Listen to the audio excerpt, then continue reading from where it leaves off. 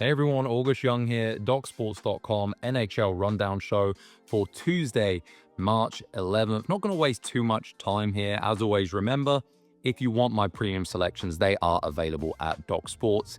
Click the link down below in the description, get a free $60 account. You can use that free $60 with no obligation for any of my premium selections and any of the handicappers over here at Doc Sports. You have nothing to lose. If you want to know what I'm betting, grab that free $60. Head on over to the website and activate it.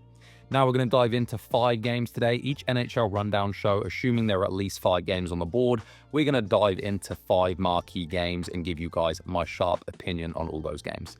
Now, without further ado, let's dive into the first one.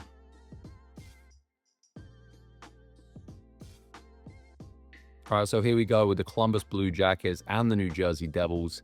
You got the Devils laying minus 165 here, 7 p.m. Eastern time. The Jackets already took care of the Devils earlier this season, 4-2 home win as plus 190 dogs in that one. New Jersey are dealing with some injuries right now, which is a large reason for them dropping 4 of their last 6. Have Columbus, they have, a very solid offensive output. They're being undervalued here based solely on their road performance and their road splits.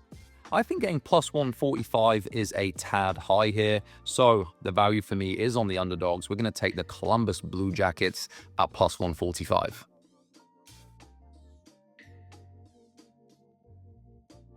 And now the next game, we have the Vegas Golden Knights. They're traveling to Pittsburgh to take on the Penguins.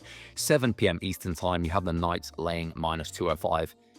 Big price, especially versus a team with the talent that the Pens have.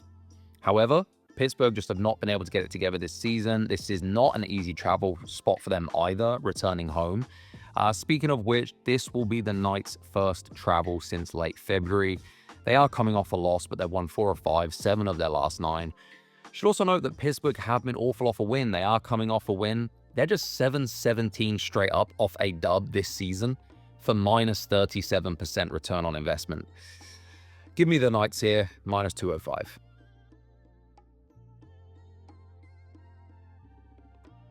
Now, the third game I'm going to cover is the Florida Panthers at the Boston Bruins, 7 p.m. Eastern time. Have the Panthers laying minus 220. The Bruins are a mess. We know this. They've lost 8 of their last 10. Still plus 190 at home, though.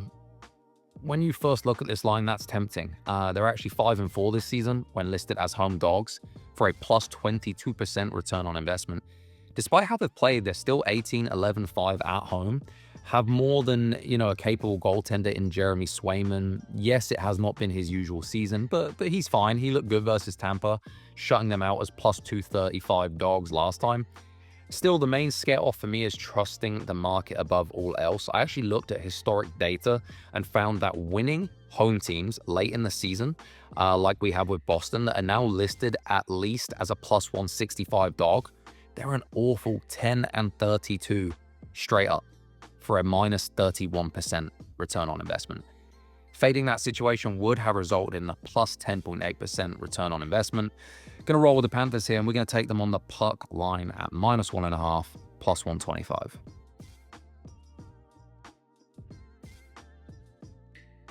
Now, the fourth game, the Colorado Avalanche at Minnesota. The Avs laying minus 200 against the Wild, 8 p.m. Eastern time.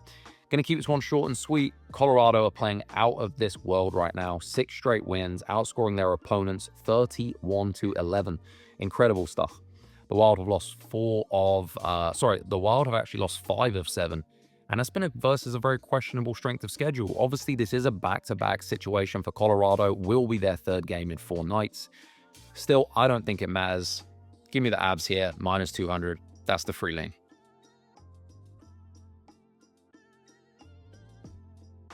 All right, the final game, the Rangers at the Winnipeg Jets, 8 p.m. Eastern time. Jets laying minus 175. Man, anytime I see elite goaltenders like Igor Shesterkin getting plus 155, it piques my interest. This will only be the 11th time in his career he's been priced in this range. He's 4-6 straight up in those situations, but has produced a profitable 4% ROI.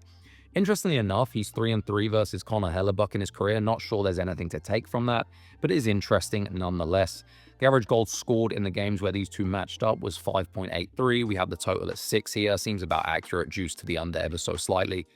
Now, the Rangers have been more solid on the road this season than I feel the market's given them credit for here. They're 15, 13, and 3 away from home. The Jets have been unbelievable at home, though, we know that, but they're sputtering a little bit as of late, winning just 2 of 6. New York, though, they've lost 3 straight. Feels like a tough one here. Cannot help but feel that all the value is probably on the Rangers. Yeah, that's where we'll go here. Let's go with the New York Rangers plus 155 for the free pick. I appreciate you guys watching this video. As always, I will be back tomorrow, Wednesday, March 12th. We will have some special March Madness content coming here on the Doc Sports YouTube channel after Selection Sunday, so look out for that. College basketball has been on fire for me. I'm heading towards 60 units on the season. If you do want access to my college basketball best bets, they are also available at Doc Sports. And do not forget that free $60 down below. Thank you guys. This is August Young. Let's hope we cash some tickets here, and I'll see you tomorrow.